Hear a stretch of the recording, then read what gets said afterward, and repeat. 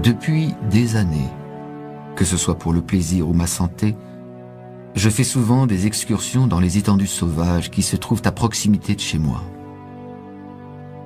Je monte en empruntant les étroits passages de cerfs et redescends en suivant la pente des collines recouvertes de chênes, de pins et d'arbustes. Je vagabonde sans réfléchir le long des montagnes qui mènent à la côte.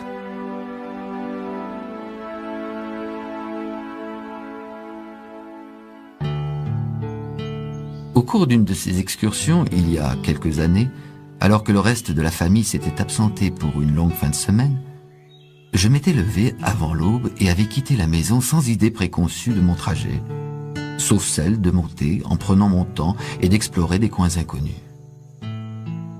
Ces montagnes, ne dépassant pas les 1000 mètres d'altitude et suffisamment vallonnées pour faire perdre de vue toute civilisation, suscitaient en moi une impression de mystère et d'émerveillement alors que je m'imaginais être à des centaines de kilomètres de toute vie urbaine. À cette époque-là, je tournais en rond. J'étais dans un creux rempli de doutes et ma vie avait pris un rythme routinier, bien réglé. J'allais bientôt découvrir la véracité du dicton suivant: attention à ce que tu souhaites, car chose souhaitée pourrait bien t'arriver.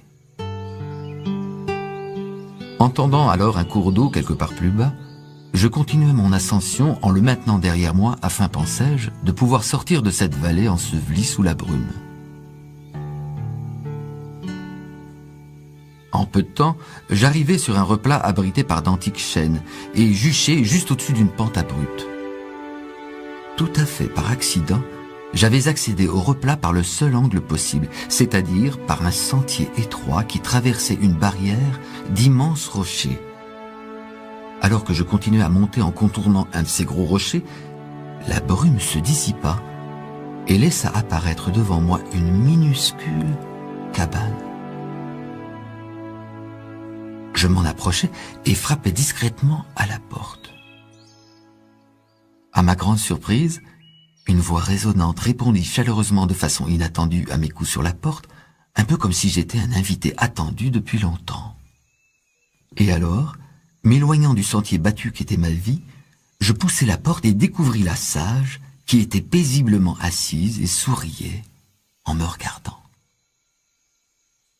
La femme, assise dans une position empreinte de grâce féline, bien droite mais détendue, était installée en équilibre parfait sur un coussin de feuilles étalé sur le sol.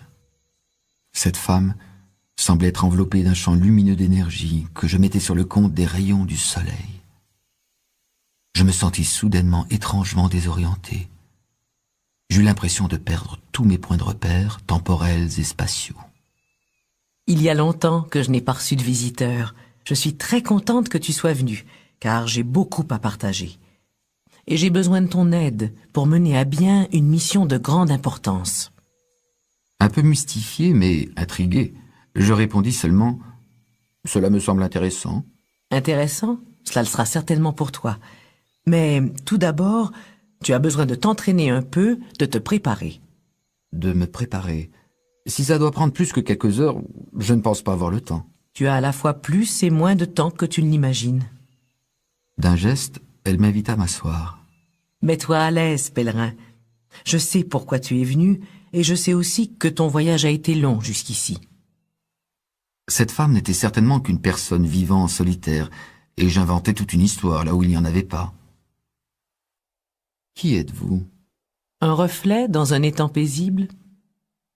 Un rayon de lune dans la nuit obscure, aussi fraîche que la rosée du matin et aussi vieille que la terre. Tout est en moi et je suis dans tout. Au-delà de ça, cher pèlerin, je ne pourrais t'en dire plus car ma vie est aussi mystérieuse que la tienne. La seule différence entre nous, c'est que je vis dans un monde de spiritualité auquel tu commences à peine à t'éveiller. Comment vous appelez-vous? Je m'appelle très rarement. Bon, alors, d'où venez-vous? Je m'aventure à sortir du passé et du futur. Je vis dans l'éternel présent. Toi et moi, nous nous sommes perdus et retrouvés à maintes et maintes reprises. J'ai travaillé avec toi dans une vieille station-service et j'ai traversé en ta compagnie la forêt tropicale hawaïenne. J'ai navigué sur les mers, et gagné et perdu des fortunes, connu la santé et la maladie, le plaisir et la souffrance.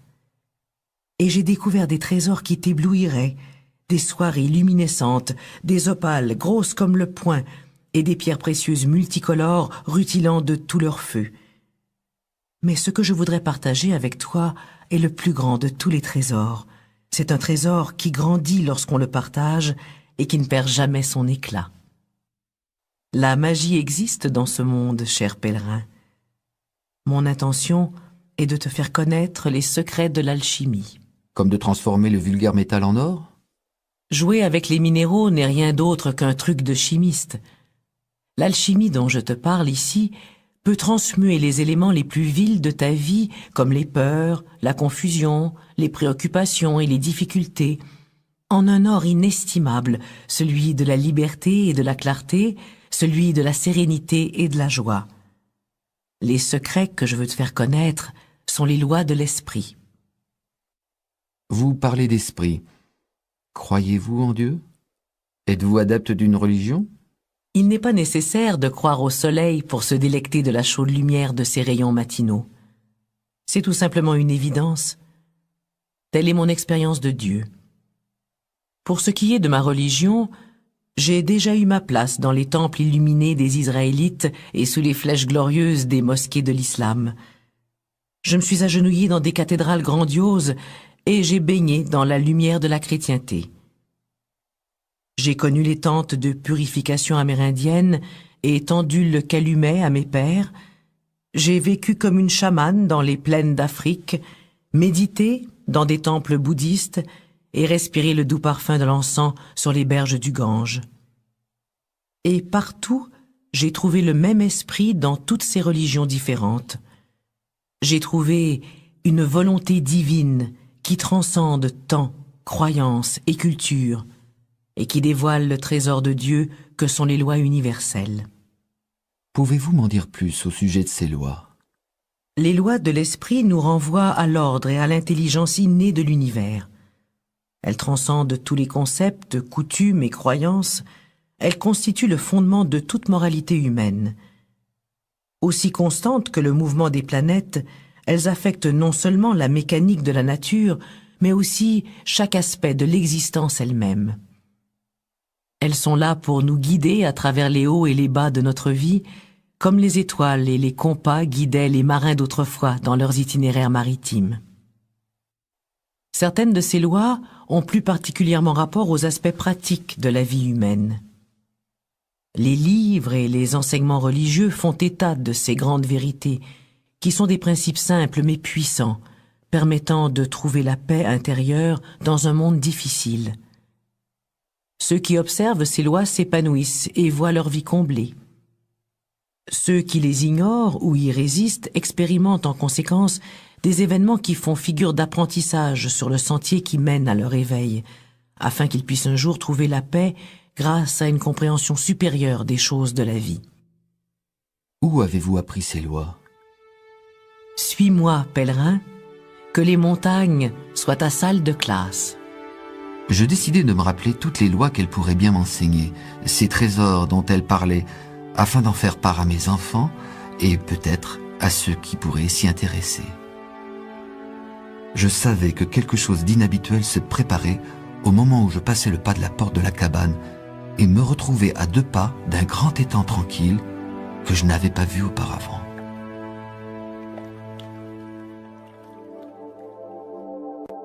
La loi de l'équilibre. Tout comme la gravité permet aux diverses parties de l'univers de rester unies, l'équilibre est la clé qui donne accès à tous ses secrets. L'équilibre s'applique à tous les niveaux de notre être, notre corps, notre intellect et nos émotions. Il nous rappelle que quoi que nous entreprenions, nous pouvons en faire trop ou trop peu. Et que si le mouvement de pendule dans notre vie et nos habitudes oscille trop d'un côté, il oscillera inévitablement de l'autre à un moment donné.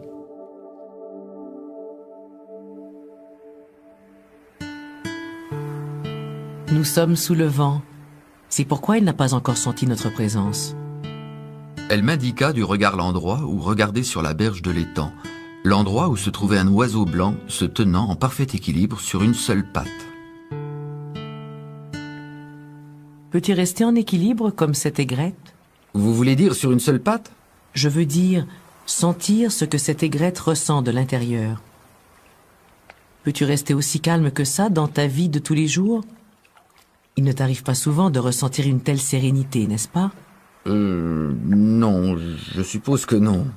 Penche-toi un instant sur l'importance de l'équilibre en ce qui concerne l'ordre naturel propre à la vie humaine. Tout corps humain aspire à atteindre un état d'équilibre intérieur, un état de paix intérieure qui devient pour lui source d'épanouissement. Le sens-tu maintenant à l'intérieur de toi? Elle n'eut pas sitôt placé sa main à plat sur ma poitrine qu'une profonde sensation de paix envahit tout mon corps et tranquillisa mon esprit. Cette sensation de sérénité sera désormais pour toi un point de repère. Elle te fera prendre une conscience accrue des déséquilibres que tu connais dans ta vie normale et te permettra de diminuer ta tolérance face à ces mêmes déséquilibres. De quelle façon? Eh bien, tu sais à quel point il ne sert pas à grand-chose de conseiller aux gens tendus de relaxer si eux-mêmes ne savent pas d'expérience ce qu'être détendu veut dire. Mais dès qu'ils ont déjà connu un état de profonde détente, ils ont dorénavant un point de repère. Ils sauront alors plus facilement reconnaître la tension dès qu'elle apparaîtra et prendre des mesures pour s'en libérer. Et une fois que tu auras ressenti ce qu'est le véritable équilibre, tu commenceras à remarquer ce qui est en déséquilibre dans n'importe quel domaine de ta vie. Ce point de repère te servira de signal automatique pour retrouver ce lieu d'équilibre à l'intérieur de toi. Cela revient à dire que tu appliques la loi de l'équilibre en observant les déséquilibres. Ce que nombre de gens qualifient de névrose est en réalité un déséquilibre, l'exagération d'une pensée, d'une impulsion ou d'une émotion que nous ressentons tous à un moment donné ou un autre. C'est pour cette raison que changer pour un état de véritable équilibre peut au premier abord sembler étrange. Avec tout ce qui se passe dans le monde actuellement, il me semble que lorsqu'on dépense toute cette énergie à regarder à l'intérieur pour trouver l'équilibre et la sérénité, on devient un peu trop centré sur soi. Beaucoup de gens confondent être centré sur soi et être égoïste. Mais une fois que tu auras trouvé ton propre équilibre, tu auras également trouvé la paix et le pouvoir intérieur qui te permettront de vraiment changer les choses dans ce monde. Les extrêmes de toutes sortes, comme prendre une attitude rigide face à une question quelconque, peuvent te faire sortir de ce lieu d'équilibre qui accorde spontanément une importance égale à tous les aspects possibles de cette question. À l'instar de toutes les autres lois dont j'ai l'intention de te faire part, la loi de l'équilibre n'est pas juste une théorie, mais plutôt une façon de vivre comportant des applications très pratiques. Tu vois le tronc de cet arbre? Voyons un peu si tu es capable de l'atteindre avec ce caillou. Je pris une bonne respiration, visai et lançai.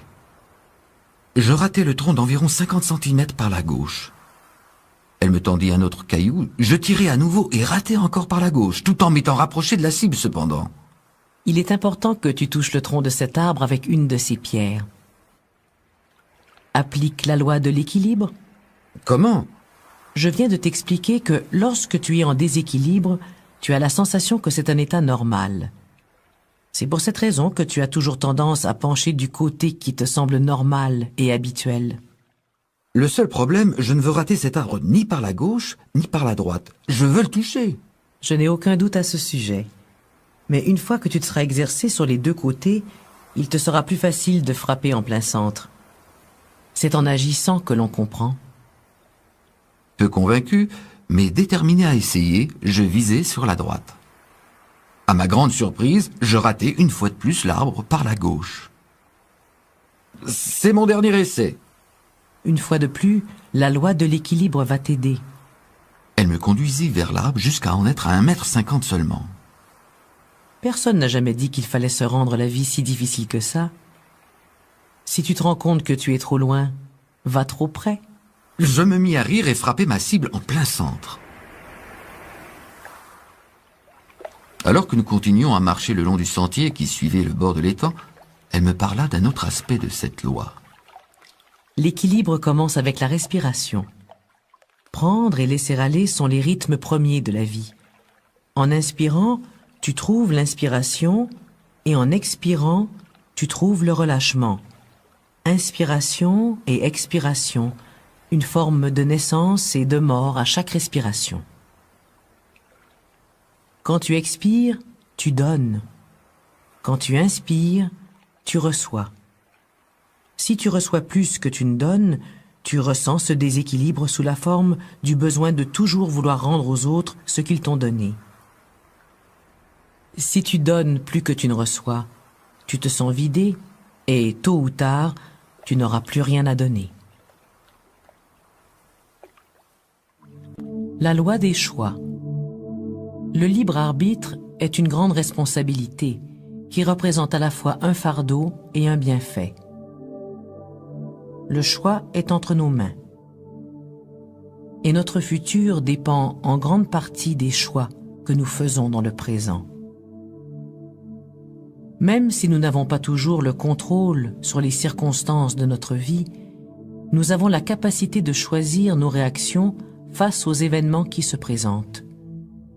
En nous réappropriant le pouvoir de choisir, nous trouvons le courage de vivre totalement dans ce monde.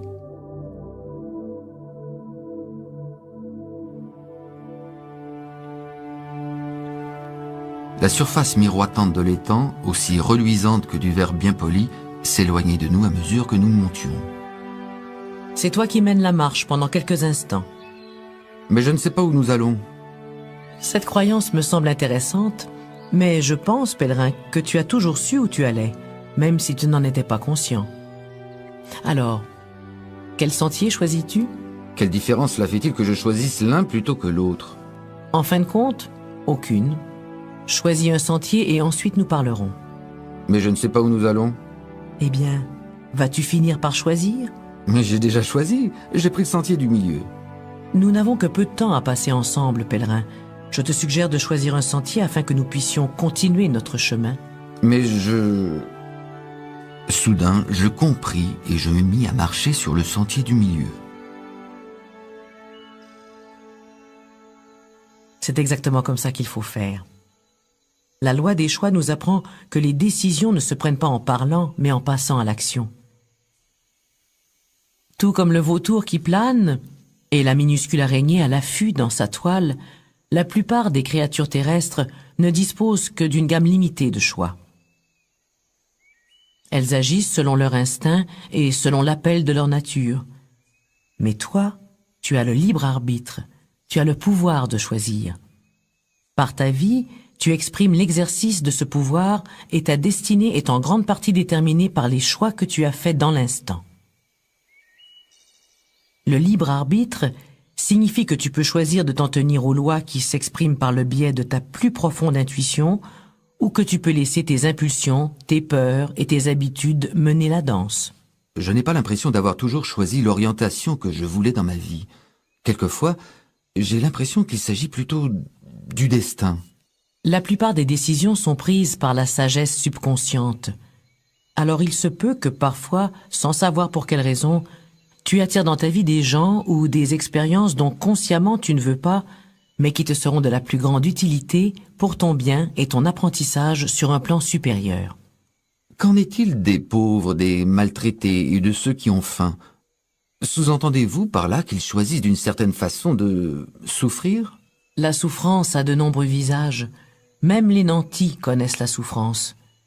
Tout ce qu'on peut faire, c'est de faire les meilleurs choix possibles parmi un nombre précis de circonstances. Des choix concernant la vie, l'amour, le dévouement, la communication. Mais peu importe ce que la vie t'amènera, il te revient à toi de choisir la façon dont tu réagiras intérieurement. Tu peux soit résister, repousser ce qui t'arrive et pleurer sur ton sort, ou tu peux y faire face et l'accueillir, t'épanouissant ainsi dans l'instant présent. Qu'en est-il de ceux qui choisissent l'absence de bien-être ou les épreuves parce qu'ils ont le souci des autres? Si tu choisis délibérément de mettre tes désirs personnels de côté pour prendre en main le bien-être de tes enfants, des personnes aimées ou d'autres personnes, tu poseras un geste spirituel de sacrifice personnel. Mais si tu as l'impression d'être un martyr, il est grand temps d'y regarder à deux fois. Lorsqu'on prend trop de responsabilités pour les autres, on les prive des leçons qu'ils pourraient tirer des choix qu'ils font. Ceux qui souffrent ont besoin de notre aide et de notre compassion. Mais si nous portons entièrement leur fardeau, nous leur subtilisons leurs forces et les démunissons de leur amour-propre. Je me pose parfois des questions au sujet des choix que j'ai faits en ce qui concerne mes relations, mon travail. Je te suggère à ton retour chez toi de demander le divorce à ta femme. Quoi? Qu'est-ce que vous dites? Pourquoi ne pas divorcer? Tu as le pouvoir de le faire à n'importe quel moment. Tu n'as qu'à appeler un avocat. Je ne pourrais jamais faire ça. Pourquoi pas? Parce que cela ferait beaucoup de peine à ma femme et à mes enfants et à moi. Notre situation financière deviendrait chaotique. Et par ailleurs, j'ai fait une promesse lorsque nous nous sommes mariés. J'ai pris un engagement pour longtemps. Et quel genre d'exemple cela serait-il pour mes enfants? Tu es pris au piège alors. Je ne suis pas pris au piège. Cela semble tout comme à la façon dont tu décris la situation.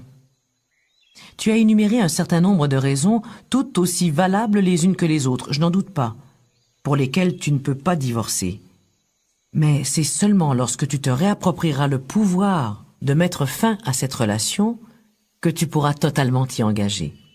Seulement, à ce moment-là, te sera-t-il possible de choisir, avec toute la passion qui t'habite, de rester marié au lieu d'avoir à rester marié pour telle ou telle raison? Comprends-tu? Oui, je pense que je comprends. Et je ne parle pas jusqu'ici de tes relations intimes, mais aussi de ton travail, de tes amis, de l'endroit où tu vis et de ta vie. Certaines personnes qui ont oublié qu'elles avaient le pouvoir de choisir se sentent prises au piège par une relation. D'autres se sentent prises au piège par la vie ou par les circonstances. Si tu ne réalises pas que tu as le pouvoir de dire non, tu ne pourras jamais véritablement dire oui, que ce soit à tes relations intimes, à ton travail, à ta vie ou à quoi que ce soit d'autre. Le sentier que j'avais choisi nous conduisit dans les profondeurs de la forêt, sous une dense voûte de feuillage parfumé. Réaliser le pouvoir que tu as de choisir ta voie et d'en changer quand tu le veux, sans te préoccuper des pressions ou des idéaux provenant de l'extérieur, c'est un peu comme refaire surface après avoir été submergé pendant longtemps. Tu seras peut-être tenté de modifier ta situation maritale, ta carrière ou tout autre domaine de ta vie dans lequel tu éprouves des difficultés ou des frustrations. Mais le choix le plus noble consiste le plus souvent à accepter en toute responsabilité la situation présente et à la vivre totalement et intentionnellement avec plus de présence et de passion que jamais. Plus tu feras honneur à la loi des choix, plus tes intentions de vie seront claires. Tu créeras ta vie, et au lieu de te demander si tu es sur le bon chemin, avec la bonne personne, ou si tu fais le travail qui te convient, tu vivras chaque jour par choix et le plus totalement possible. La loi de la méthode. La méthode transforme n'importe quel chemin de vie en une série de petites étapes qui, atteintes l'une après l'autre, conduisent vers n'importe quel but. La méthode transcende le temps, enseigne la patience et repose sur les bases solides d'une préparation minutieuse. Elle est l'expression de la confiance dans l'épanouissement de notre potentiel. Le sentier était si escarpé que j'avais l'impression que nous gravissions les marches très raides d'un escalier faisant face à la pente. As-tu remarqué combien ce sentier ressemble au sentier de la vie? Combien chacun des pas que nous faisons ressemble aux étapes que nous franchissons pour atteindre un but? Si l'on centre son attention uniquement sur la destination, on aura toujours l'impression de ne jamais s'en rapprocher. C'est ce qui pousse nombre de gens à abandonner leur but, surtout quand des obstacles surgissent ou que le sentier devient plus escarpé. La loi de la méthode est la façon qu'a la nature de s'assurer que nous pouvons réaliser presque n'importe quel but, aussi noble soit-il, en fragmentant le trajet qui nous y mène en multiples étapes plus modestes, mais plus certaines. Cela me semble assez évident. Tout à fait évident. C'est pour cette raison que tant de gens passent complètement à côté. Nous arrivâmes à un torrent dont les eaux avaient été gonflées par les pluies printanières. La femme traversa en premier, en marchant avec légèreté sur une suite zigzagante de pierres. Je la suivis, sautant d'une pierre à l'autre. En voyant deux pierres approcher, je décidai rapidement de sauter sur la plus éloignée. Mon pas fut un peu trop court, mon pied glissa sur de la mousse et je me retrouvai à l'eau. Avec un grand sourire aux lèvres qu'elle n'essaya d'aucunement de cacher, elle vint à mon secours pour me tirer de l'eau en me tendant la main. Ainsi, vois-tu, dans tout processus, comme dans celui qui te fait traverser un torrent, tu te retrouveras tôt ou tard à l'eau si tu essaies de sauter des étapes. Peu de temps après, alors que mes vêtements étaient presque secs, nous arrivâmes à un marais boueux. Je regardai à droite et à gauche pour voir s'il était possible de le contourner, mais les parois de ce petit canyon étaient abruptes des deux côtés. La nature n'est-elle pas la meilleure des écoles? Les leçons qu'elle a à nous apprendre tombent juste au bon moment. C'est-à-dire? Ouvre tes yeux. Je vais te mettre les points sur les i. Sur le sentier qui s'étire entre toi et tes buts, trouves-tu en général un beau tapis rouge? Non. La plupart du temps, j'y trouve un marécage. Eh oui. Tout but digne d'être poursuivi comporte une part d'effort, de risque et de sacrifice. Tu dois transgresser peur et doute pour aller de l'avant. Tu dois faire appel à tes propres ressources et te dépasser. Ce qui te sort des sentiers boueux de la vie, c'est la vision qui t'a poussé à entreprendre la quête. Alors, la première chose à faire dans tout processus est de te donner une direction, de choisir un but qui t'attire. J'ai parfois beaucoup de difficultés à décider quel but poursuivre. Ne jongle pas avec les idées et ne te pose pas trop de questions. Ne doute pas de la direction que tu veux prendre et n'attends pas que les autres te disent ce que tu devrais faire ou ne pas faire. Va vers ce qui t'attire, te fait vibrer ou t'inspire. Va vers ce qui touche ton cœur. N'oublie pas, pèlerin, que les trop grands rêves, rattachés à un lointain futur, sont un fardeau lourd à porter. Les meilleurs objectifs sont probablement ceux dont tu peux t'occuper la semaine prochaine, demain, dans l'heure qui suit ou dans ton prochain pas. Créer une méthode qui se traduira par de nombreux petits succès. Mais qu'en est-il des gens qui semblent devenir célèbres du jour au lendemain? Quelle méthode ont-ils suivi? Le véritable succès de toute entreprise peut se comparer à la construction d'une maison. On commence tout d'abord par de solides fondations et ensuite on poursuit patiemment les travaux jusqu'à ce que la maison soit achevée. Certaines maisons ou carrières se bâtissent très rapidement, mais leurs fondations sont souvent instables et même si elles semblent magnifiques, elles ne durent pas. Si tu y regardes d'un peu plus près, tu constateras que les entreprises qui réussissent du jour au lendemain ont demandé pour la plupart une dizaine d'années de préparation. 10 ans? Réfléchis-y un peu. En 10 ans, tu peux accomplir à peu près n'importe quoi. Tu peux devenir médecin ou scientifique, tu peux acquérir des capacités très développées dans un sport, un jeu ou un art martial, tu peux devenir expert dans n'importe quel domaine. Tu peux aussi bien devenir riche que transformer totalement ton corps. 10 ans, ça me paraît bien long. Si tu regardes vers l'avenir, oui, c'est vrai. Mais si tu te tournes vers le passé, une fois les 10 années écoulées, non. La loi de la présence. Le temps est un grand paradoxe, car il s'étire entre un passé et un futur qui ne sont pas réels, sauf dans notre esprit. Le concept du temps est une convention intellectuelle et linguistique, une convention sociale. Mais la vérité profonde, c'est que nous ne disposons que de l'instant présent.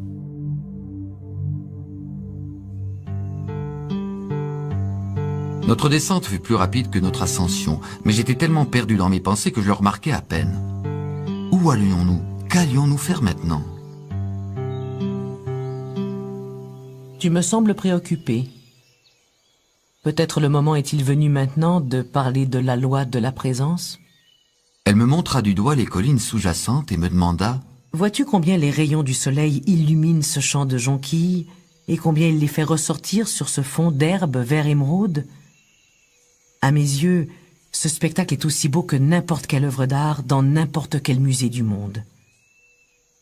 Quelques minutes plus tard, alors que nous débouchions de derrière certains gros rochers à l'apparence familière, la cabane de la sage apparut.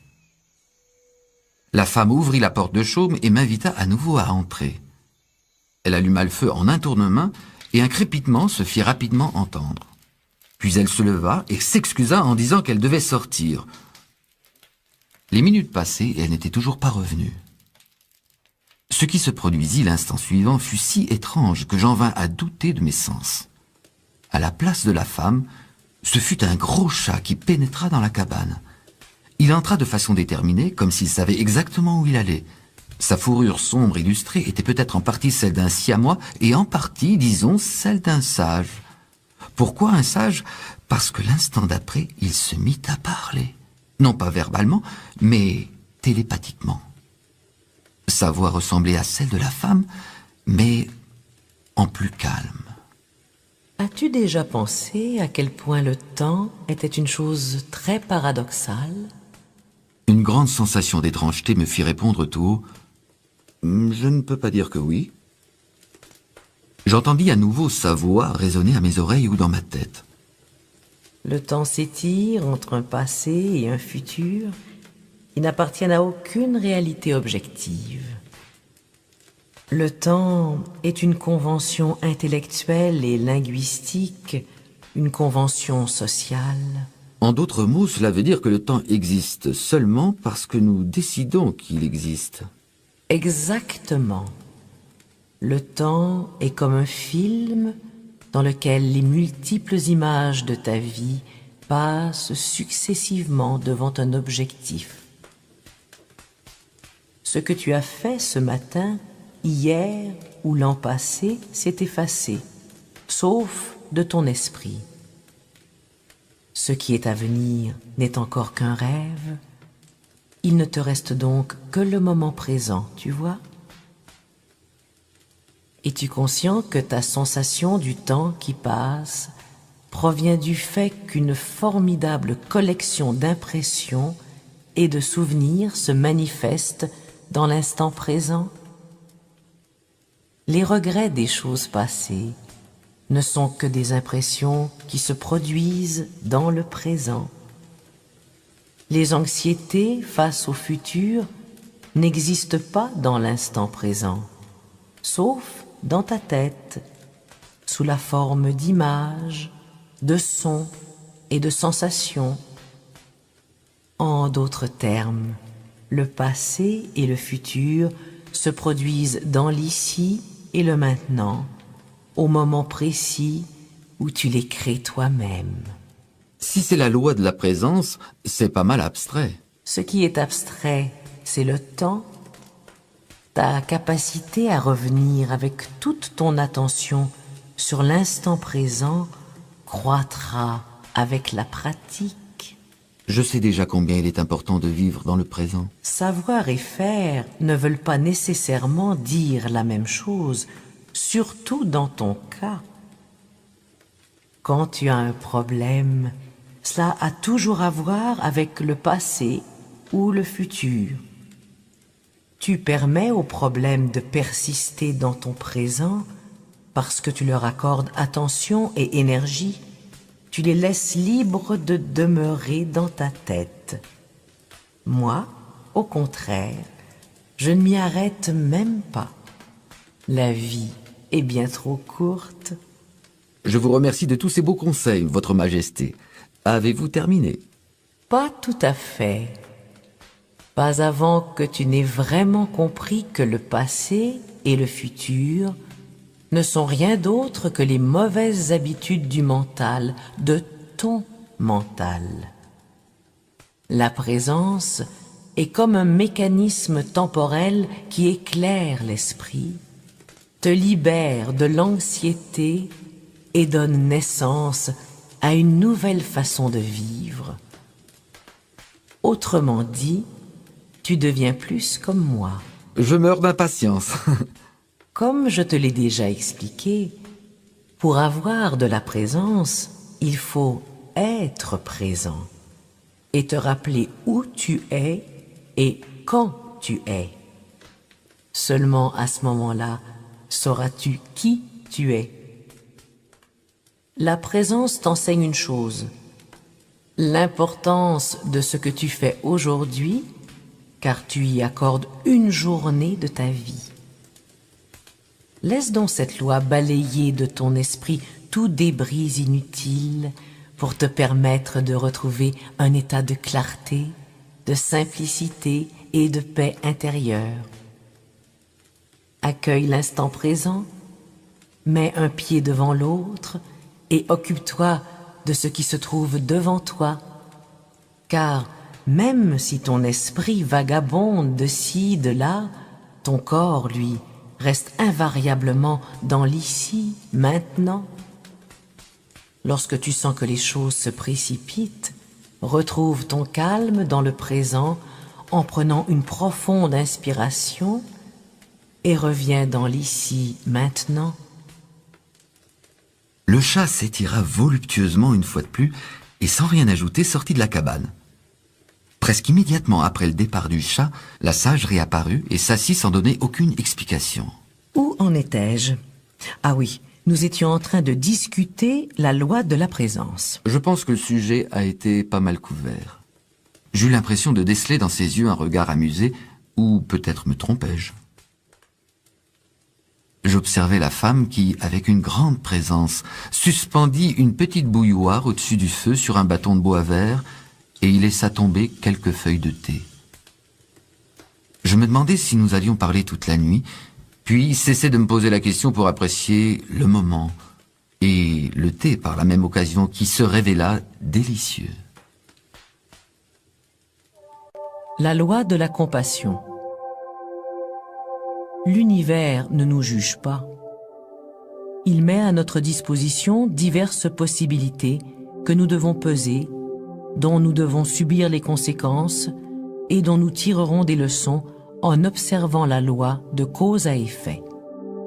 Faire preuve de compassion, c'est reconnaître que nous faisons du mieux que nous pouvons dans le cadre limité de nos croyances et de nos capacités du moment.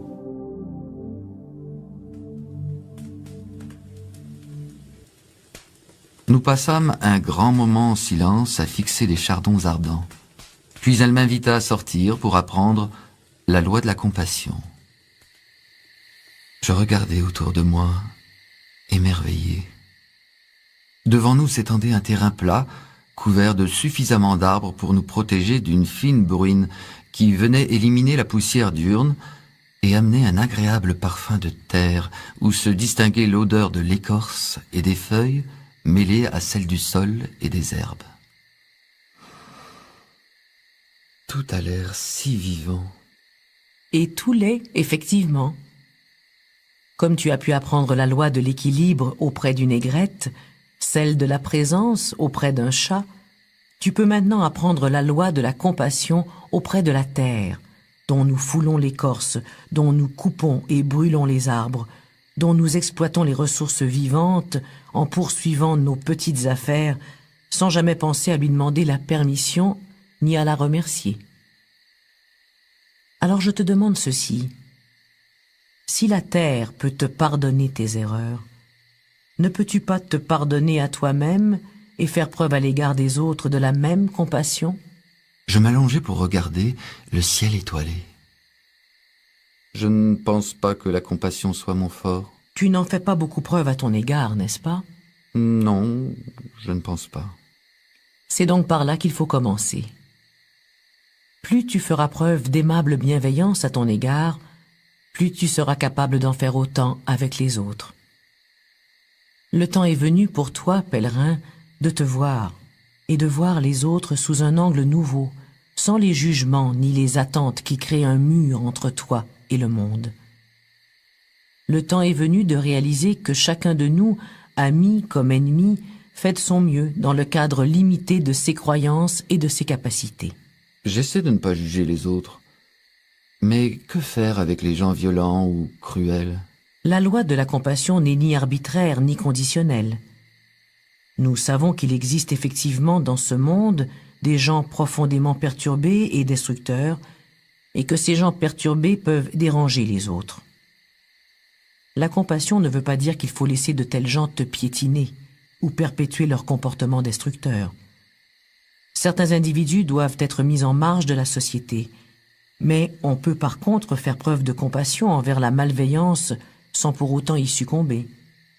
Mais pour quelle raison faire preuve de compassion envers les gens cruels ou ignobles? Pourquoi ne pas simplement haïr ce qui est haïssable? Je n'ai jamais dit que la compassion venait facilement. Mais facile ou pas facile, cette loi te pousse à agir dans l'amour et la compréhension plutôt que dans la haine ou l'ignorance. Pour y arriver, tu dois adopter une vision beaucoup plus élargie des choses. Tu dois réaliser que tu vis dans un univers, si mystérieux soit-il. Cette compréhension profonde des choses naît dans le discernement intuitif et se fond à l'intelligence innée de l'univers. Peu importe que cette compréhension te soit révélée par le biais de l'observation, de la raison ou de la foi religieuse. L'important est que tu comprennes que dans le monde naturel, tu n'as ni amis ni ennemis, tu n'as que des enseignants. Te souviens-tu d'une occasion dans ta vie où tu as eu une dispute virulente avec quelqu'un, où tu te sentais plein de ressentiment, envieux ou trahi? Oui. Remémore-toi cette dispute et retrouve la sensation de souffrance et de colère. Bon, je la sens.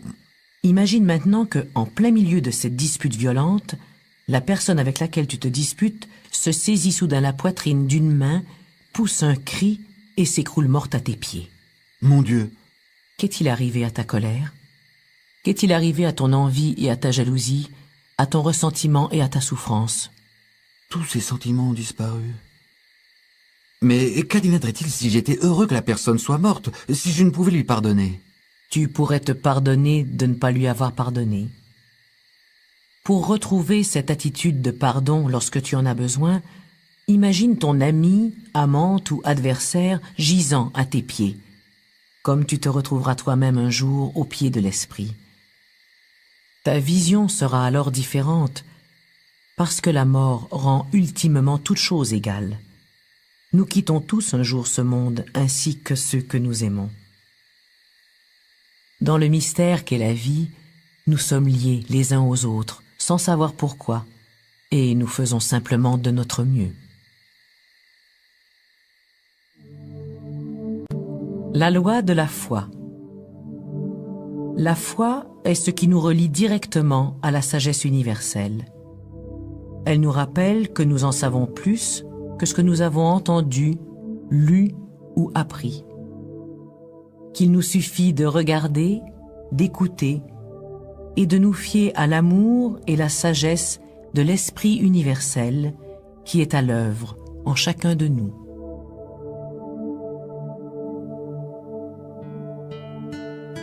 Lorsque je me réveillai, la femme n'était plus là, et je ne savais vraiment pas si elle allait revenir ou pas. Je me levai prestement, sortis de la cabane et je la cherchai, mais ne trouvai aucun signe de sa présence, même pas une empreinte. Puis, comme je scrutais le bois, je l'aperçus debout sous le couvert matinal et paisible des arbres, près de 3 cerfs, une biche et ses 2 fans. Ils tournèrent la tête tous ensemble et me virent. Les cerfs se déplacèrent vers une zone plus densément boisée et disparurent en même temps que la sage me rejoignit. Je la suivis pas à pas jusqu'à un petit monticule herbeux sur lequel avait poussé un champ de fleurs multicolores, des rouges, des jaunes et des bleus d'un ton éblouissant. Lorsque je regarde les fleurs s'ouvrir sous les rayons du soleil matinal, cela me rappelle la loi de la foi. Pour avoir la foi, On n'a pas besoin de croire en un Dieu extérieur. Il suffit de croire aux fleurs. Car si on apprécie les fleurs, on ne peut faire autrement qu'apprécier Dieu aussi. Non pas à travers une croyance, mais grâce à une sensation de merveille et de mystère. La loi de la foi t'apprend à faire confiance à l'intelligence et à l'amour universel qui se manifeste en toi et en toute créature. Honnêtement, je ne peux pas dire que je fasse confiance à tout le monde. La foi n'est pas aveugle. Nous savons tous qu'il existe des gens malhonnêtes et dangereux, et nous devons être forts et vigilants dans ce monde. Un sage arabe nous le rappelle d'ailleurs avec ce dicton. « Aie confiance en Allah, mais n'oublie pas d'attacher ton chameau. » Ce qui pousse l'être humain le plus loin, qui lui fait faire le plus grand des bonds en avant, c'est la foi. Tendant le bras pour toucher les pétales d'une fleur, elle ajouta « Étant une des plus délicates et vulnérables formes de vie de la nature, la fleur a une vie courte et précaire. Un pied insouciant, un hiver sans pluie ou une pluie diluvienne, et la délicate fleur devra mener une lutte désespérée pour survivre. Malgré tout ça, elle ouvre tout grand ses pétales chaque matin. Les fleurs en ont beaucoup à nous apprendre sur la foi. Dans ta propre vie, lorsque tu cultiveras le jardin de la foi, comme cette fleur, tu renaîtras à une nouvelle vie. » Pour la première fois de ma vie, je réalisais que je n'avais même pas la foi qu'une fleur pouvait avoir. La foi n'est pas une ressource dont tu peux te déclarer propriétaire. La foi est l'ordre divin qui transcende toute chose, c'est la lumière qui brille au fond de tes yeux, la tendre et mystérieuse intelligence qui émane du cœur même de la création. Avoir la foi, c'est prendre pour acquis que le choix que tu fais est toujours le bon. J'aimerais beaucoup avoir une telle confiance en moi. La confiance en soi se développe naturellement à partir du vécu. Tu apprends à faire confiance aux instincts de ton corps, à l'intuition de ton cœur et aux capacités de ton mental pour avoir accès à l'intelligence universelle. Cher pèlerin, avoir la foi, c'est également vivre dans l'incertitude, avancer à tâtons pour trouver ton chemin de vie, laisser ton cœur te guider, comme une lanterne éclairerait ton chemin dans l'obscurité. Il n'y a aucune sécurité absolue, sauf dans la foi absolue. Ainsi, malgré la confusion et l'insécurité, quand tu peux apprendre à vivre en fonction de la foi, comme les fleurs, et à accepter que l'esprit est à l'œuvre selon une volonté supérieure qui est hors de portée de ton mental, tu vois l'esprit se manifester en tout lieu, en toute chose et en toute personne. La loi des attentes. L'énergie suit la pensée. Nous nous dirigeons vers ce que nous imaginons et non pas au-delà. Ce que nous tenons pour acquis, ce à quoi nous nous attendons et ce en quoi nous croyons crée notre expérience et lui donne sa couleur. En dépassant nos croyances les plus profondes quant à ce qui est possible ou pas, nous changeons notre expérience de vie. Nous continuâmes notre chemin en silence, le long des sinueux passages de serre, jusqu'à ce que nous eussions rejoint un plateau sur lequel la sage s'arrêta brusquement. « J'ai un nouveau défi à te proposer. »« Un autre arbre ?»« Oui, mais cette fois-ci, tu as seulement une pierre, seulement un coup pour frapper dans le mille. »« Et si je le manque ?»« J'ai d'autres trésors à te révéler.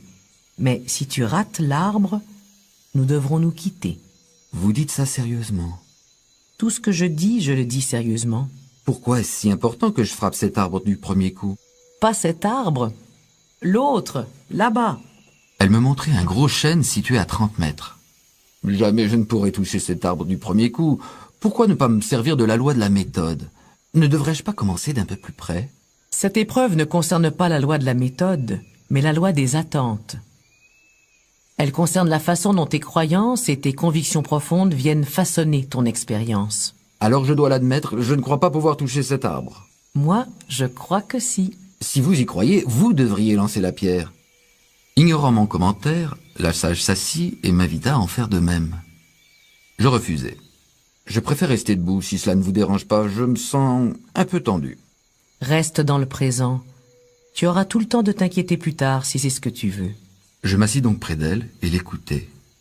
Avant que quoi que ce soit ne se manifeste dans ce monde, cela apparaît tout d'abord sous la forme d'une pensée ou d'une image dans l'esprit de quelqu'un. Tes pensées viennent colorer les fenêtres à travers lesquelles tu vois le monde. Et tes croyances deviennent les briques qui échafaudent ton expérience.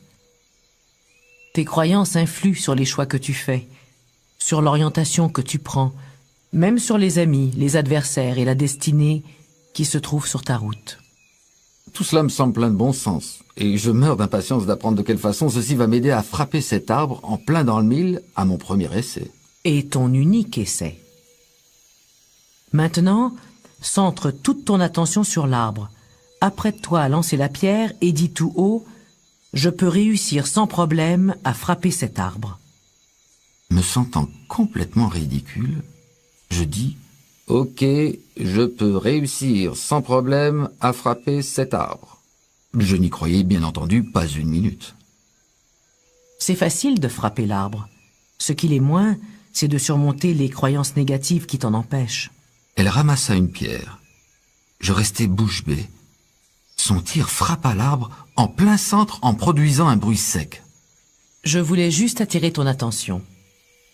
Il ne te suffit pas de répéter « je vais y arriver », alors que simultanément des doutes profonds te démunissent de ton esprit et te ravissent concentration et force.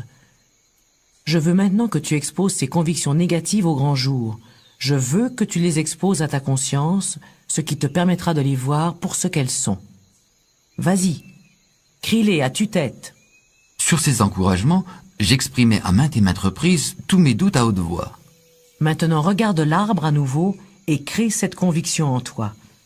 Je peux réussir sans problème à frapper cet arbre. Je répétais cette affirmation. Je peux réussir sans problème à frapper cet arbre. Et la plus incroyable des choses se produisit. Absolument aucun doute ne m'assaillit. Ce que j'avais dit était vrai. Je le sentais, je le croyais totalement. Cela sonnait vrai et réel. C'est justement à ce moment-là que je pris une inspiration et que je lançai la pierre. À l'instant même où je la lâchais, je sus qu'elle frapperait sa cible. Je venais de comprendre la loi des attentes. Avant de pouvoir réussir, il fallait que j'y croie, que je m'y attende vraiment. La loi des attentes souligne combien il est important d'examiner toutes nos vieilles convictions et suppositions, de remplacer les doutes autodestructeurs par des images fraîches et de créer de nouvelles croyances qui se fondent sur des intentions bien nettes. La loi de l'intégrité. Être intègre, c'est vivre et agir selon la loi spirituelle et selon notre vision la plus élevée, nonobstant les impulsions qui nous poussent à faire le contraire. Du plus profond de notre intégrité, nous reconnaissons, acceptons et exprimons notre véritable réalité intérieure et nous inspirons les autres non pas par des paroles, mais par l'exemple. Après avoir observé le faucon planer en spirale sur un courant d'air ascendant, nous nous mîmes en route vers une vallée encaissée où les arbres étaient décorés de dentelles de mousse couleur émeraude. Elle s'arrêta et fixa le lointain, puis m'indiqua du doigt un sommet qui se trouvait derrière nous. « Tu vois le sommet de cette colline ?» Ne me dites pas que vous voulez qu'elle serve de cible à une autre pierre. Non, rien de la sorte. Je veux seulement que tu atteignes le sommet et que tu en reviennes en 30 minutes. 30 minutes Mais même si je courais tout le long pour y aller et en revenir, je doute que... Je veux dire que... je suppose que je pourrais travailler sur mes croyances. Il te reste 29 minutes. Je fis silence et décollai. La course était difficile et fatigante. Rendu à mi-chemin, les poumons me brûlaient tellement que l'idée me vint de rebrousser chemin avant d'avoir atteint le sommet. Je sentais que je ne pouvais plus continuer, mais il fallait que je continue quand même. Je continuais donc et je heurtais le mur de mes limites que je franchis. Lorsque je revins, je m'affalais presque au pied de la Sage. J'avais 10 minutes de retard. Tout en haletant, Je me demandais ce que pouvait bien signifier cette défaite. Pourquoi n'as-tu pas fait demi-tour avant d'avoir atteint le sommet? Comme ça, tu serais revenu à temps.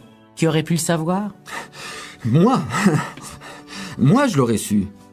Tu as déjà compris. La loi de l'intégrité, c'est vivre selon ta vision la plus élevée malgré les impulsions qui te pousseraient à faire le contraire.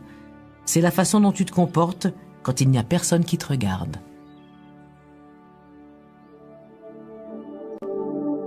La loi de l'action. Peu importe ce que nous ressentons ou savons, peu importe nos dons ou talents cachés, seule l'action les amènera à se manifester.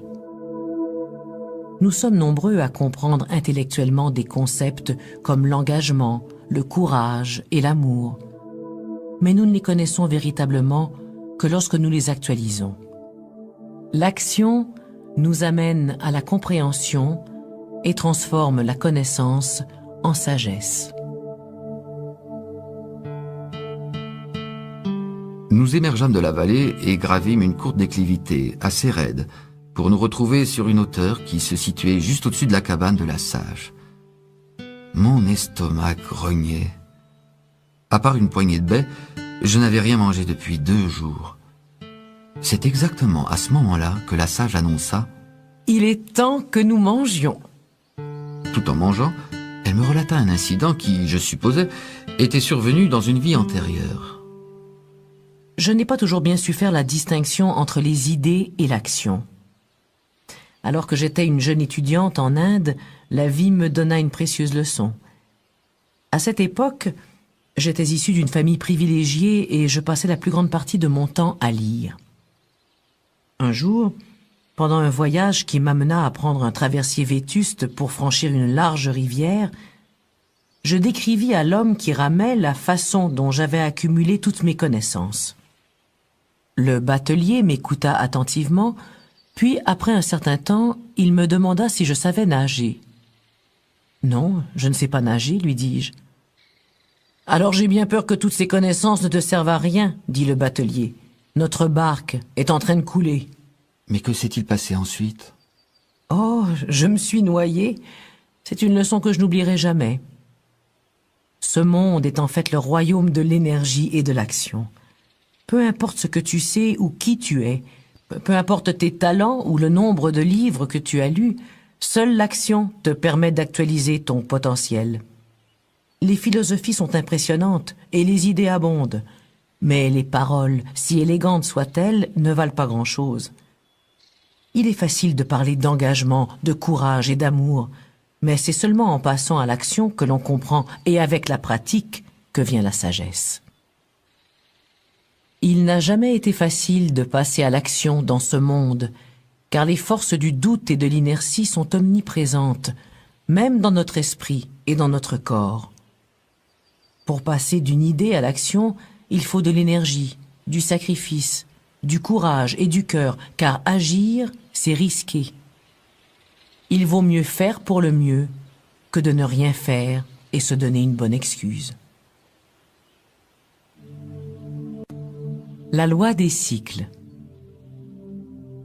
Le monde de la nature évolue selon des rythmes, des schémas et des cycles, comme la succession des saisons, le mouvement des étoiles et le flux et le reflux des marées.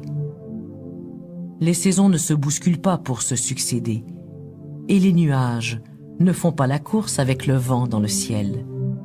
Chaque chose arrive à point nommé.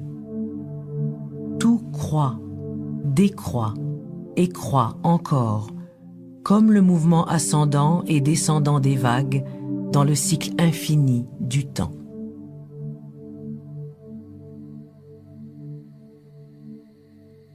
Cette nuit-là, dans la cabane, je fis un rêve très intense. Du moins, je pense que c'était un rêve. Je fus tiré du sommeil par la voix de la sage. « Viens. » Je ne me souviens pas avoir noté le mouvement de ses lèvres. Puis je me retrouvai debout, dans l'encadrement de la porte, à contempler une belle journée d'été. L'herbe californienne avait jauni et l'air était sec et poussiéreux. Ferme tes yeux. Je me souviens avoir ressenti pendant quelques instants un espace d'obscurité totale et de silence intégral. Puis, mes yeux s'ouvrirent pour découvrir une journée nuageuse d'automne. Une bourrasque de vent frais balaya mon visage et me fit fermer les yeux. Quand je les rouvris, je sentis le froid sec de l'hiver. Je sortis et, en posant le pied sur le sol, sentis la terre froide et dure et entendis le tonnerre gronder au loin. En un éclair, l'air retrouva une odeur printanière et j'entendis la voix de la sage. Le monde de la nature exécute sa ronde au rythme des changements.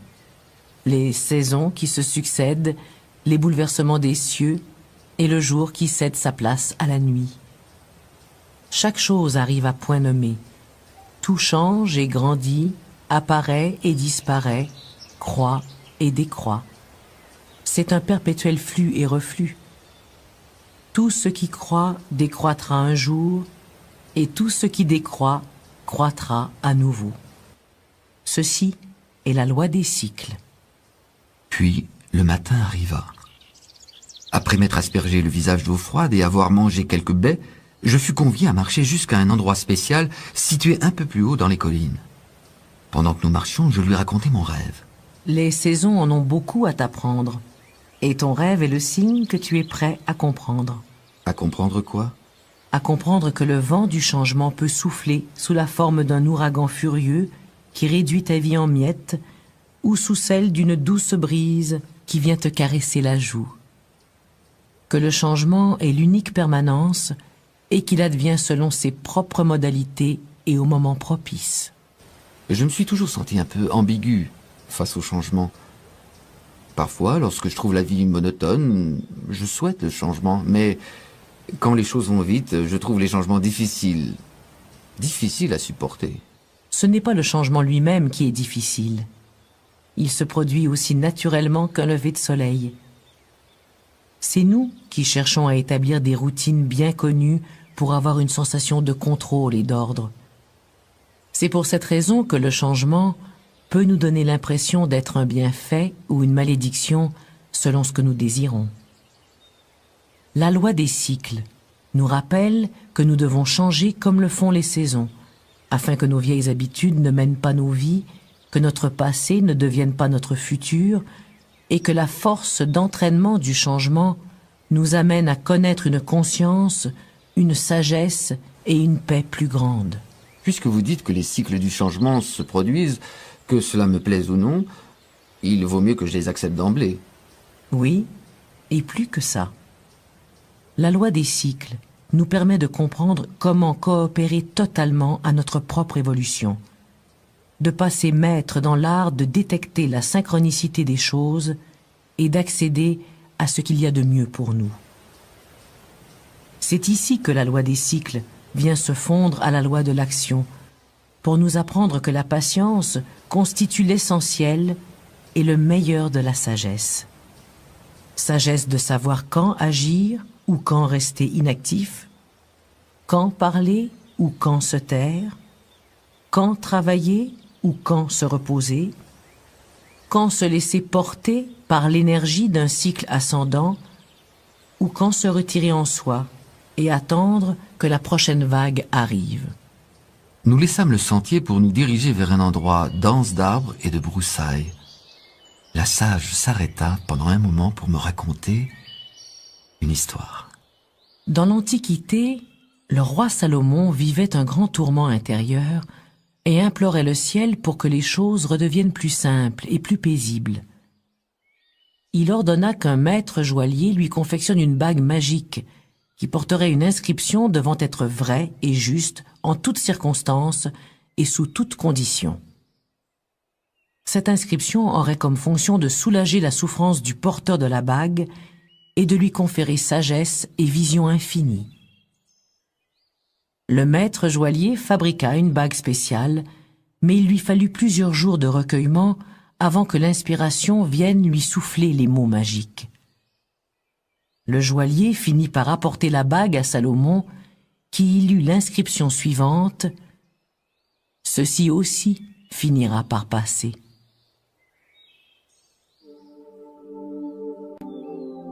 La loi du lâcher-prise. Lâcher prise, c'est accepter cet instant, ce corps et cette vie à bras ouverts. Lâcher prise, c'est ne pas entraver son propre chemin et vivre en accord avec une volonté supérieure qui s'exprime par la sagesse du cœur. Beaucoup plus qu'une acceptation passive, le lâcher-prise utilise le moindre défi comme outil de croissance spirituelle et de développement de la conscience. Le matin céda la place à l'après-midi. Une bourrasque soudaine secoua légèrement les branches au-dessus de nos têtes. Une feuille se détacha, descendit en tourbillonnant et finit par tomber dans le cours d'eau qui coulait à proximité. As-tu remarqué, pèlerin, comment l'eau qui court est douce, mais pourtant puissante? L'eau nous révèle l'attitude la plus intelligente et la plus puissante que l'on puisse adopter dans n'importe quelle circonstance. Laquelle? Le lâcher-prise. Je ne comprends pas. On m'a appris à me battre pour ce en quoi je crois, à ne jamais lâcher prise. Même si la loi du lâcher-prise veut dire que tu acceptes quoi que ce soit qui arrive dans ta vie, cela ne veut pas dire que tu dois tolérer passivement ce que tu n'aimes pas, ni ignorer l'injustice, ni encore souffrir d'être contrôlé ou de devenir une victime. Le véritable lâcher-prise est actif, positif, affirmatif. C'est un engagement créatif qui t'amène à faire bon usage de toute situation dans une attitude d'appréciation, d'abandon. Je ne peux pas dire que j'apprécie la grippe, un pneu à plat, ni tout autre problème du genre. Cette loi ne veut pas dire que tu doives prétendre quoi que ce soit ou que tu nies tes émotions. Cette loi t'amène plutôt à transformer tes émotions. Elle t'apprend à lâcher prise en changeant de perspective. Considère les choses de la façon suivante. Si tu faisais de l'entraînement athlétique, il est fort possible que ton entraîneur te fasse des éloges au sujet de ton rendement un jour et que le lendemain, il exige de toi que tu t'entraînes jusqu'à épuisement. Tu pourrais donc accepter tout cela comme faisant partie de ton entraînement et même en venir à l'apprécier. Il en va de même pour la vie de tous les jours. L'entraîneur, c'est l'esprit, cher pèlerin, et l'entraînement, c'est la vie. Et alors, que se passerait-il si tu pouvais effectivement considérer une crevaison ou la grippe comme des éléments essentiels à ton apprentissage et à ta croissance? Eh bien, je pense que je ferais aussi bien de considérer les choses sous cet angle.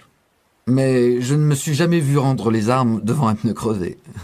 Cette loi, dans son sens le plus véritable, t'amène à t'abandonner à l'instant présent, à accepter tout ce qui arrive, y compris tes réactions face à tout ce qui arrive. Cela signifie que non seulement tu acceptes les hauts et les bas de la vie, mais que tu acceptes également qui tu es, que tu acceptes ton corps, tes pensées et tes émotions. Êtes-vous en train de me dire qu'une fois que j'apprends à m'accepter et à m'abandonner face à tout ce qui peut advenir, la vie devient plus facile? La vie continuera bien sûr à te servir des défis et des épreuves, mais à mesure que tu relaxeras dans la vie, même les difficultés auront leur côté agréable, comme c'est le cas quand on joue à un jeu difficile ou qu'on résout un casse-tête. Ouvre-toi simplement à la vie et prends les choses là où tu en es. Avec la pratique, le lâcher-prise s'approfondit et s'amplifie, et tu en viendras à accueillir une journée pluvieuse et grise de la même façon qu'une belle journée ensoleillée. N'oublie pas de relaxer. N'oublie pas que la relaxation est le moyen qu'a le corps de s'abandonner dans l'instant présent, le moyen de laisser aller les idées fixes quant à ce qui devrait arriver. Tu pourras ainsi vivre spontanément et innocemment chaque instant nouveau, sans jugement ni idée préconçue. La loi de l'unité. Nous faisons notre apparition sur Terre comme des êtres distincts, ayant des destinées diverses. Mais, comme les gouttes de pluie qui chacune et toutes font partie de la mer, nous faisons chacun et tous partie de l'océan de la conscience, du corps divin. Trouvons amour et paix intérieure dans la plus profonde des grandes vérités, que nous ne formons qu'une seule et même famille. Laissons derrière nous nos bagages de peur, d'envie et de ressentiment.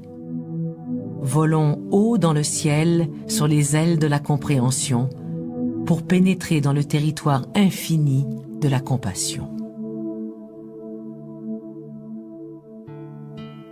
Pendant que nous faisions une pause sur un promontoire panoramique, la sage commença à me parler de la dernière loi dont elle allait me faire part avant que nous nous quittions. La loi de l'unité présente un défi particulier aussi bien pour toi que pour moi, car de par sa nature transcendante, elle n'est totalement intelligible que par le biais d'un état supérieur de conscience. La loi de l'unité nous pousse à faire une grande découverte, celle que nous ne sommes pas aussi séparés les uns des autres que nous semblons l'être, que nous ne formons qu'un seul être, une seule conscience. La sagesse supérieure nous apprend que tous, tant que nous sommes, ne formons qu'un. Un changement dans notre perception nous révèle que nous appartenons tous à la même conscience, même si nous nous manifestons sous des formes corporelles distinctes, comme les feuilles d'un arbre font partie de ce seul et même arbre. L'humanité, actuellement, oublie de regarder cette vérité supérieure et au lieu de cela, elle se concentre sur les différences, sur la division. Reconnais-tu, pèlerin, que le langage reflète nos perceptions les plus fondamentales, que la façon dont nous parlons et les termes que nous employons ont un rapport avec la façon dont nous percevons la réalité? Je dirais que oui. Alors, lorsque tu dis « j'entre dans ma maison », tu as l'impression que cette phrase a du sens, n'est-ce pas? Bien sûr. Et celui qui dit « ma maison » est bien sûr distinct de la maison. Juste? Jusqu'ici, je vous suis. Bon. Mais alors, que veux-tu dire lorsque tu dis « je me sens bien dans mon corps aujourd'hui » Celui qui dit « mon corps » est-il également distinct de ce corps? Eh bien, je n'y avais jamais pensé avant. Je pense qu'il s'agit seulement d'une façon de parler. Oui, c'est ça. Mais tu as déjà convenu que le langage reflète fondamentalement notre vision de la réalité. Donc, cette phrase indique clairement que celui qui parle n'est pas son corps, mais qu'il est quelque chose qui a un corps. Oui, je suppose que c'est le cas. Est-il possible que notre langage soit le reflet d'une vérité encore plus profonde? Poussons encore plus loin. Si celui qui parle n'est pas son corps, qu'est-il alors? Eh bien, je suppose qu'on pourrait dire qu'il est une âme, un moi supérieur qui a un corps ou vit dans un corps, quelque chose comme ça. Très bien. Mais qu'est-ce que cela veut dire lorsque tu dis « mon âme » ou « mon moi supérieur » Qui est ce « je » qui parle? Je ne sais pas. Serait-il possible que celui qui parle par le corps, celui qui dit « ma maison »,« mon corps »,« mon âme »,« mon moi supérieur » soit pure conscience dans le sens le plus vrai? Je ne sais pas, c'est un paradoxe, Oui, c'est exactement ça. Pense-y bien, cher pèlerin. La conscience qui regarde par le biais d'un milliard d'yeux n'est qu'une. Elle est la conscience unique de l'amour et de la sagesse infinie que nous nommons Dieu. Celle qui regarde la vie se dérouler avec miséricorde et compassion. Celle qui est vie elle-même. Se pourrait-il, même lorsque tu mènes ton train-train quotidien avec tous tes désirs, préoccupations et rêves, que tu sois toi-même cette conscience qui se manifeste également dans tous ces corps et ces esprits, dans tous ces arbres, ces oiseaux et ces glands? Un instant, s'il vous plaît. J'ai le cerveau qui va exploser. Là est tout le problème, justement. Car ton cerveau ne peut pas comprendre ceci, mais toi, tu peux le sentir ou ne pas le sentir. Les fois où cela se produira, dans de rares moments d'expansion, ton mental connaîtra enfin le repos. Tu te sentiras dans une béatitude totale et tu connaîtras la paix et la joie à l'état pur. Avant que cela se produise, tout cela n'est que vaine parole. Alors, la prochaine fois que tu te disputeras avec quelqu'un, ou que tu feras l'amour, ou pratiqueras un sport, demande-toi ce qui se produirait si tu décidais de percevoir l'autre comme une facette de toi. Si tu décidais de vous percevoir tous les deux comme ne faisant qu'un. Demande-toi comment tu agirais. Comment cette nouvelle perspective pourrait influer sur tes relations.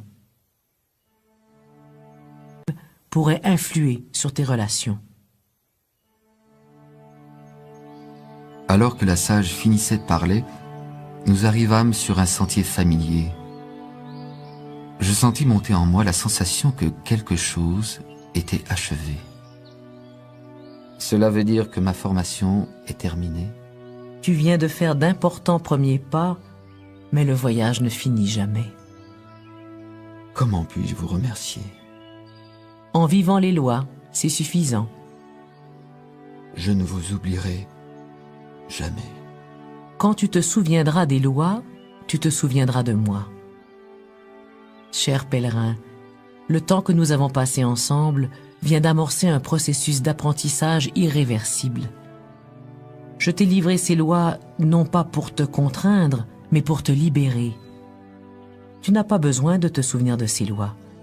Il te suffit de les vivre et elles transformeront ta vie. Il n'y a rien qui puisse égaler leur pouvoir. Et pourtant, elles sont toutes tributaires de la loi de l'amour, car si tu perds le contact avec la sagesse de ton cœur, rien d'autre n'y fera. Si tu aimes, tu n'as besoin de rien d'autre. Ces lois libéreront l'amour emprisonné en toi pour lui permettre ensuite de se répandre dans la joie par et pour le monde, pour le bien de tous. Voici ce que je souhaite et que je prie qu'il t'arrive tous les jours de ta vie.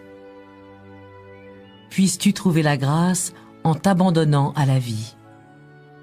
Puisses-tu également trouver la félicité en arrêtant de la chercher.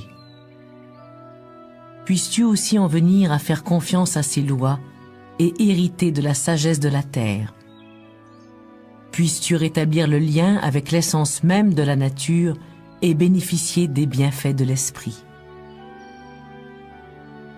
Les défis de la vie quotidienne persisteront et tu auras tendance à oublier ce que je t'ai enseigné. Cependant, une partie profonde de toi se souviendra et à ce moment-là, les problèmes ne pèseront pas plus lourd que des bulles de savon. S'ouvrira devant toi le sentier où autrefois ne poussaient que les mauvaises herbes de la confusion. Ton avenir, ainsi que celui de l'humanité entière, est un sentier qui mène vers la lumière et qui conduit de plus en plus vers la réalisation de l'unité avec le Créateur et la création. Et ce qu'il y a au-delà ne peut se décrire. Même lorsque le ciel est noir d'encre, sache que le soleil jette à jamais ses rayons sur toi, que l'amour t'entoure et que la lumière en toi guide tes pas pour que tu retrouves le chemin qui te ramène chez toi. Fais confiance au déroulement de ta vie et sache avec certitude que, malgré les hauts et les bas que tu connais en chemin, ton âme est toujours sous la protection de l'esprit. Sur ce, la sage reprit le sentier en montant et disparut rapidement. Au moment où je trouvais le chemin pour descendre, le soleil perça à travers la brume légère. Je jetai un dernier coup d'œil derrière moi, en espérant peut-être apercevoir la silhouette d'une femme debout quelque part au-dessus de moi, à la lisière de la forêt. Mais ne voyant que ma propre ombre, projetée sur le sol par le soleil couchant, je me dirigeai une fois de plus vers ma demeure.